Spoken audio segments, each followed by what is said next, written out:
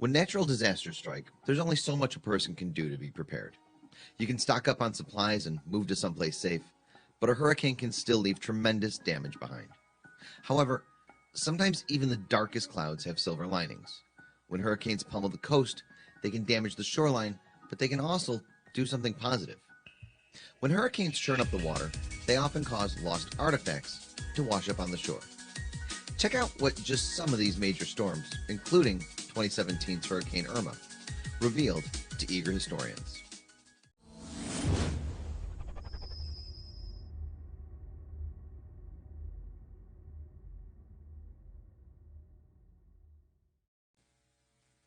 Randy Lathrop, a photographer in Florida, had been riding his bike along the damaged coastline just days after 2017's Hurricane Irma struck, when he made a tremendous discovery right there on the shore.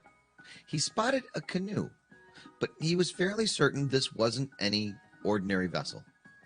This mysterious canoe washed up from the Indian River, north of Cocoa, Florida, which was a region with a long and storied Native American history. This wasn't the first time that hurricanes have washed major archaeological finds ashore either. In 2012, Hurricane Isaac was responsible for unearthing another curious boat in Alabama. The ship, the Rachel, was a 150-foot long 20th century schooner that sailed until the 1930s. According to historical records, the crew lost control of the Rachel during a particularly rough storm.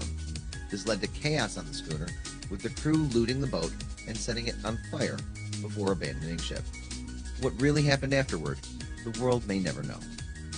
When Hurricane Camille struck in 1969, the remains of an old ship called the Monticello were discovered. The Monticello used to be responsible for completing runs between Florida and Cuba until it ran aground and was ultimately lost. Historians have since debunked the theory that Monticello was employed as a Confederate battleship during the Civil War. When Superstorm Sandy struck the coast of North Carolina in 2012, something amazing was revealed.